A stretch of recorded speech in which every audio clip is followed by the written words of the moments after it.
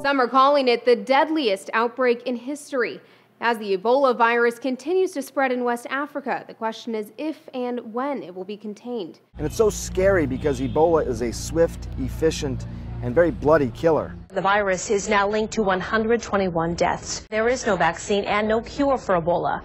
Health leaders say the current outbreak could last several months. In the past, Ebola outbreaks have plagued parts of Uganda. The World Health Organization says the worst was in 2000 when 425 people became infected from the virus and more than half died. But the organization says the situation in Guinea is one of the most challenging Ebola outbreaks it's ever faced. That's because it has spread so quickly, first starting just weeks ago in a remote village in Guinea, then escalating to the capital of Conakry and crossing into Liberia and Sierra Leone. Conakry alone has a population of about 2 million. The fear is the virus will keep spreading. In the urban area, we obviously have more possibilities for more contact with people moving around different parts of the city, people leaving the city. Ebola is transmitted from direct contact. Symptoms of the virus include diarrhea, vomiting, and fever, but it's internal bleeding that can often cause death. On average, 70% of people infected die from the virus. Right now, there is not a cure. Promising vaccines and medications are in the works, but are still years away from availability. But progress has been made. Now doctors can test for the virus when outbreaks occur, something they couldn't do 3 years ago. Though the World Health Organization reports this outbreak is far from contained.